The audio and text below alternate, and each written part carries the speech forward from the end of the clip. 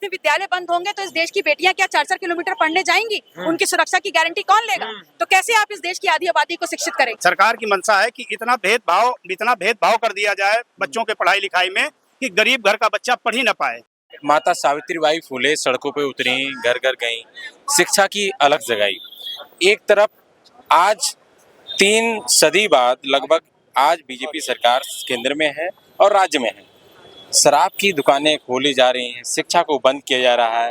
अंबेडकर और ज्योतिबा फूले, सावित्रीबाई फुले के आपके कार्यकर्ताओं हाथ में पोस्टर्स हैं, क्या संदेश देना चाहते हैं? मैं यही कहूंगी कि संविधान की मूल अवधारणा है कि इस देश के हर नागरिक के पास शिक्षा का अधिकार हो और उसकी प्रतिभा के अनुसार उसको रोजगार मिले। उसी संविधान में प्रदत्त जो हर आदमी को वोट का अधिकार है, उस वोट को इस्तेमाल करके आप सत्ता में तो आए, लेकिन सत्ता में आने के बाद आज इस लोकतांत्रिक व्यवस्था को आप उन वंचितों के हक और अधिकारों के खिलाफ इस्तेमाल कर रहे हैं। पहले आपने उनका रोजगार का अधिकार छीना और अब कहीं ना कहीं ये प्राथमिक विद्यालयों को बंद करके आप उनकी शिक्षा का अधिकार भी छीन रहे हैं। लेकिन चूंकि जनता ने हमारी भूमिका विपक्ष में तय करी है, हम विपक्ष भी भूमिका में खड़े होकर सरकार से उनके हर अपरिपक्व निर्णय के लिए सवाल भी करेंगे और जवाब भी मांगे, आंदोलन भी करेंगे। क्या ऐसा तो नहीं है क्योंकि जो प्राथमिक विद्यालय हैं उनमें ज्यादातर बच्चे दलित और पिछड़े और अल्पसंख्यक समुदाय से पढ़ते हैं, कहीं उनको शिक्षा से वंचित करने का प्लान तो नहीं है? बिल्कुल ये सोच है और कहीं ना कहीं जो वो बोल रहे हैं वो उनकी सोच को उजागर करता है कि आपकी समाज और शिक्षा के प्रति आप क्या सोच रखते हैं, बता रहे हैं। क्योंकि गांव गरीब का जो बच्चा है वो दलित है, पिछड़ा है, अल्पसंख्यक जो पगडंडियों पे होकर के स्कूल पढ़ने जाता है।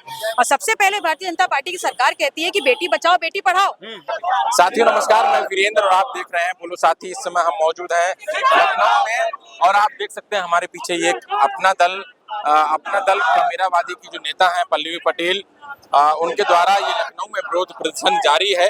स्कूलों को लेकर के स्कूल जिस तरीके से प्राथमिक विद्यालय हैं उनको मर्ज जो किया जा रहा है पूरे उत्तर प्रदेश में, इनका ये पोस्टर पे जो लिखा हुआ है 27,764 प्रसिद्ध ये जो स्कूल हैं उनको जो मर्ज किया जा रहा है उसके विरोध में आज विधानसभा का घेराव पल्लवी पटेल के स्वयं और उनके समर्थकों के द्वारा किया जाना है और लगातार ये विरोध प्रदर्शन जारी है। हम आपको दिखाने का पूरा प्रयास कर रहे हैं।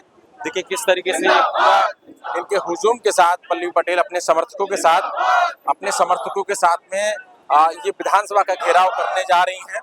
और देखिए आपने देखा होगा कि उत्तर प्रदेश में किस तरीके से स्कूलों को मर्ज किया जा रहा है और क्योंकि इनके हाथ में डॉक्टर अंबेडकर से लेकर के ज्योतिबा फूले और माता सावित्रीबाई फुले की भी जो एक पोस्टर्स है, उनकी जो तस्वीर है उससे ये दिखाने का प्रयास किया गया है कि किस तरीके से सावित्रीबाई फुले ने और ज्योतिबा फुले ने और डॉक्टर अंबेडकर ने शिक्षा को लेकर के कितनी एक बहुत बड़ी क्रांति की थी। 18वीं शताब्दी से लेकर के 19वीं शताब्दी और 20वीं शताब्दी एक बहुत बड़ा एक युग देखने को मिलता है। 3 सदियों का एक युग देखने को मिलता है शिक्षा को लेकर के। वहीं आज उत्तर प्रदेश की जो बीजेपी सरकार है वो स्कूलों को मर्ज करके कहीं ना कहीं एक ये जो है इनका कहना है कि कहीं ना कहीं वो दलित तो पिछड़े अल्पसंख्यक और कहीं जो वंचित समुदाय से जो बच्चे हैं उनकी शिक्षा से उनको वंचित करने का जो प्रयास लगातार कोशिश जारी है। इनके हाथ में जो तख्तियां हैं स्कूल बंद किसका विकास सिर्फ सत्ता का विनाश, मतलब इनका कहना है कि देखिए किस तरीके से हम आपको दिखाने का प्रयास कर रहे हैं कि इनके हाथ में प्राथमिक विद्यालय के मर्जर पर रोक लगाओ ऐसे तमाम पोस्टर्स हैं और तमाम ये आपको दिखाने का प्रयास कर रहे हैं कि पल्लवी पटेल जो कि कमेरावादी की नेता हैं और उनके द्वारा लगातार जो है विरोध प्रदर्शन जारी है, विधानसभा का घेराव जारी है। हम ये भी दिखा रहे हैं कि देखिए यहाँ पर पुलिस ने बैरिकेडिंग कर दिया गया है और ये पूरा बैरिकेडिंग यहाँ पर पुलिस अपना काम कर रही है। मुझे लगता है कि पुलिस अब आगे नहीं जाने देगी। यहाँ पर इनको रोक दिया गया है विधानसभा से लगभग 1 किलोमीटर की दूरी पर, बोले तो 500 मीटर की दूरी पर पहले ही बैरिकेडिंग लगा के पुलिस ने यहाँ पर रोकने का प्रयास किया गया है। और आप देख सकते हैं कि यहाँ पर बैरिकेडिंग लग चुका है, पूरे रोड को जो है ब्लॉक किया जा चुका है और इसके आगे अब विधानसभा का घेराव नहीं कर पाएंगे। यहाँ तक इनका विरोध प्रदर्शन जारी है और लगातार हम आपको दिखाने का प्रयास अपना दल कमेरावादी के सभी कार्यकर्ता हैं, नेता हैं और उनकी जो है नेता हैं जी क्या नाम है आपका? क्या नाम है आपका? क्या नाम है आपका? सुरजीत सिंह पटेल। किस लिए प्रोटेस्ट कर रहे हैं आज? देखिए, जिस तरीके से उत्तर प्रदेश सरकार ने एक निर्णय लिया कि उत्तर प्रदेश में जो शिक्षा विद्यालय है उसको बंद कर रही है, उसके खिलाफ हम लोगों ने प्रदर्शन किया है। तो आप क्या क्या जारी रहेगा प्रोटेस्ट? अभी तो बैरिकेडिंग लगा दिया गया है। आज तो हम लोगों ने एक सांकेतिक प्रदर्शन किया है। अगर सरकार इस पर अमल नहीं करती है तो आने वाले समय में एक बृहद तरीके से विधानसभा भवन का घेराव करेंगे। क्या लगता है कि शराब की जो है भट्टियां, उनकी दुकानें खोली जा रही हैं लगातार और स्कूलों को मर्ज किया जा रहा है? यही है सरकार की नीति, सरकार का उद्देश्य इससे प्रदर्शित होता है कि सरकार किस ओर जा रही है। और जो सरकार ये कह रही है कि हम शिक्षा को बढ़ावा देंगे या चीजों को बढ़ावा देंगे, ऐसा लगता नहीं है। सरकार कभी ये सोच कर चल नहीं रही है कि हम इस देश में एक अच्छे सामाजिक हालात को पैदा करेंगे। सरकार लगातार जिस तरीके से शराब की दुकानें गली गली में खोल रही है और शिक्षा की विद्यालय बंद कर रही है, इससे महसूस हो रहा है कि सरकार एकदम घटिया स्तर पर चल रही है। देखिए, अभी अपना दल कमेराबादी की नेता पल्लवी पटेल ने यहाँ पे जोरदार प्रदर्शन किया। उनके तमाम कार्यकर्ता और नेता यहाँ पे मौजूद हैं, उनसे बात करेंगे। क्या लगता है, एक तरफ दारू की दुकानें, दूसरी तरफ इस शिक्षा से वंचित करना, स्कूलों को बंद करना? सर, मेरा नाम रावेद पटेल है, मैं जिलाध्यक्ष लखनऊ हूँ, अपना दल कमेराबादी। और आज का जो प्रोटेस्ट था हमारा, वो जो 27,000 विद्यालय मर्द हो रहे हैं प्राथमिक, उनकी पेयरिंग की जा रही है, उनके अगेंस्ट में था। और सरकार ये चाहती है कि ये विद्यालय पेयर किए जाएं, मर्ज किए जाएं। धीरे धीरे सरकार की मंशा यही है कि विद्यालय धीरे धीरे खत्म किए जाएं, लोगों को जो गवर्नमेंट जॉब वगैरह दी जा रही है वो बंद हो जाए, और जो गरीब के बच्चे विद्यालयों में पढ़ रहे हैं वो शिक्षा से वंचित रहें। सरकार का जो सबसे बड़ा दूरदर्शी उद्देश्य यही है कि गरीब घर के बच्चे शिक्षा से वंचित हो जाएं। और किसी तरीके से जो एक भेदभाव का जो माहौल इधर 20-25 सालों में जो असमानता आई थी, गरीब घर के बच्चे पढ़ लिख के इंजीनियर डॉक्टर बन रहे थे, सरकारी नौकरियों में जा रहे थे, तो सरकार ने धीरे धीरे आरक्षण पद्धति खत्म कर दी है, वो शिक्षा से भी वंचित कर रही है। तो हमारा यही कहना है। और आप घर घर, आप गांव गांव में जाके मधुशालाएं खोल रहे हैं। स्कूल जो इम्पोर्टेंट है, जो गांव गांव में स्कूल होने चाहिए, वो आप बंद कर रहे हैं। और मधुशालाएं आप गांव गांव खोल रहे हैं। क्यों? क्योंकि उससे आपका बिजनेस बढ़ रहा है, उससे आपका जो प्रॉफिट बढ़ रहा है। प्राइवेट स्कूल गांव गांव आप खोल रहे हैं, उनका बढ़ावा दे रहे हैं। क्यों? क्योंकि वो पूंजीपतियों के स्कूल हैं, उनका आप एडवर्टाइज कर रहे हैं, उनमें बता रहे हैं बहुत अच्छी शिक्षा हो रही है। अच्छा, क्या लगता है कि सरकारी संस्थाएं जिस तरीके से निजीकरण में जा रही हैं, चाहे वो BSNL ले लीजिए, स्कूल ले लीजिए, प्राइवेटेशन, निजीकरण लगातार किया जा रहा है। हम देखते हैं एक तरफ जो है सावित्रीबाई फुले का ये तस्वीर ली हुई है, में जब शिक्षा के लिए इतना बड़ा योगदान दिया और क्रांति की, समाज में एक बहुत बड़ा बदलाव था। आज उस शिक्षा को जब वो डॉक्टर अंबेडकर ने उसको आगे बढ़ाया, शिक्षा की बात की, लगातार शोषित, वंचित, दलित, पिछड़े, अल्पसंख्यक समुदाय के लिए और जो ग्रामीण परिवेश में लोग थे उनके लिए शिक्षा के लिए अलग जगाई और शिक्षा के लिए प्रेरित किया। आज की सरकार, क्या लगता है कि वो सरकार शिक्षा से जो है वंचित करना चाहती है समुदाय के लिए? बिल्कुल निश्चित तौर से सर, सरकार ने देख लिया है कि इधर 20-25 सालों में गरीब, दबे कुचले, कमेरावादियों के बच्चे पढ़ लिख करके बहुत आगे निकल रहे हैं।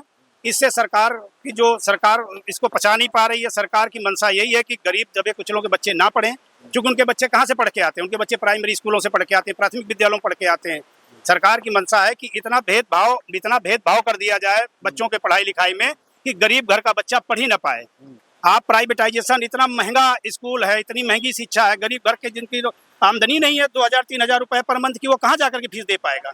तो सरकार का घूम फिरा करके जो एक तरफ हम देखते हैं तमिलनाडु की सरकार, उसमें एक बच्चे के लिए स्कूल खोला गया था। बिल्कुल है सर, और चालू है। ऐसा यहाँ पूर्ववर्ती सरकारों ने अपने यहाँ भी ऐसा किया है कि 5-5, 10-10 जहाँ बच्चे रहे हैं प्राथमिक विद्यालय, वहाँ वो खोले गए हैं। और वो प्राथमिक विद्यालय धीरे धीरे करके बहुत अच्छा रिजल्ट दिया और आगे 25-50 साल वो सेवा दे रहे हैं, बहुत अच्छी। ऐसा भी हो सकता था, ये कह रहे हैं कि मतलब वहाँ बच्चे नहीं पहुँच रहे हैं, प्राइवेट में बच्चे जा रहे हैं, तो क्या लगता है कि शिक्षा की व्यवस्था जो है वो खराब है क्या? सर, बहुत बहुत बहुत खराब है। सबसे बड़ी बात है जो एक मानसिकता पैदा कर दी गई है एडवर्टाइजमेंट के माध्यम से, टीवी और जो समाचार पत्रों के माध्यम से, कि प्राइवेट जो स्कूलों में शिक्षा बहुत अच्छी दी जाती है।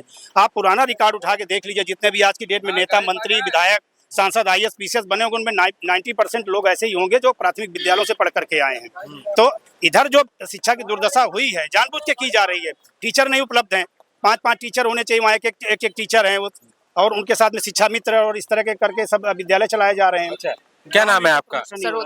आपके हाथ में इस माता सावित्रीबाई फुले की तस्वीर है, कैसे देखती हैं कि आज जो है बेटियां कैसे दूसरे गांव तक पैदल जा पाएंगी, या फिर उनकी सुरक्षा की जिम्मेदारी है, तमाम चीजें हैं, क्या बच्चियां पढ़ पाएंगी, अगर दूसरे गांव में जा पाएंगी क्या? नहीं, अगर छोटे बच्चे हैं, प्राइमरी स्कूल में छोटे बच्चे ही पढ़ते हैं, गरीब घर के बच्चे पढ़ते हैं, तो बच्चे कहाँ जा पाएंगे इतने दूर तक स्कूल? बच्चे ना इतनी व्यवस्था कर पाएंगे गरीब लोग कि उनके लिए वैन लगवाएं और वो करें, तो 5 किलोमीटर 4 किलोमीटर जा ही नहीं पाएंगे बच्चे। तो इसको मेरा ये कहना है कि स्कूलों का ये जो है ये रहे 1 किलोमीटर के दायरे पर होना चाहिए प्राइमरी स्कूल। चलिए ठीक है। देखिए, हमने इन तमाम जो है अपना दल कमेराबादी के कार्यकर्ताओं से, नेताओं से बातचीत की। स्पष्ट कहना है कि मतलब किस तरीके से जो है जो सरकार है वो स्कूलों को जो मर्ज कर रही है, 5000 स्कूलों का जो फैसला आ भी चुका है, लगातार लेटर्स जारी हो रहे हैं, स्कूलों को मर्ज किया जा रहा है। वो स्कूल की दूरी भी किसी की 3 किलोमीटर है, 4 किलोमीटर है, कोई 5 किलोमीटर तक है। तो सबसे बड़ा सवाल तो यही उठता है कि ये गांव से जिन घरों में बच्चों के रोटी तक नहीं है, खाने को जो है लाले पड़े हैं, क्या वो अपने बच्चों को साइकिल पे या मोटरसाइकिल पे बैठाल के दूसरे स्कूल तक जा पाएंगे? सबसे बड़ी बात तो ये है कि आज की जो सुरक्षा को लेकर के तमाम चीजें हैं कि बच्चियां कैसे जाएंगी, कैसे आएंगी। आप देख रहे हैं कि प्रदेश में लगातार बच्चियों के साथ, नाबालिग बच्चियों के साथ रेप की घटनाएं सामने आती हैं। तो कहीं ना कहीं योगी सरकार इस फैसले पर गिरती हुई नजर आ रही है और सवाल खड़े हो रहे हैं। तमाम विपक्ष की जो पार्टियां हैं वो लगातार सवाल इस पे खड़े कर रही हैं कि ये तमाम चीजें हैं, तमाम सवाल हैं। इन्हीं को लेकर के आज पल्लवी पटेल, जो कि अपना दल कमेरावादी की नेता है, उन्होंने आज विरोध प्रदर्शन करके ये सरकार को कहा कि, और ज्ञापन भी सौंपा कि ये स्कूल का जो मर्ज करने का जो फैसला है वो इसको वापस लिया जाए और शोषित और दमित और वंचित समुदाय के जो बच्चे हैं उनको शिक्षा से वंचित ना किया जाए। देखते रहिएगा हमारा यूट्यूब चैनल बोलो साथी। आगे की तमाम रिपोर्ट्स हम आपको दिखाते रहेंगे। बहुत शुक्रिया।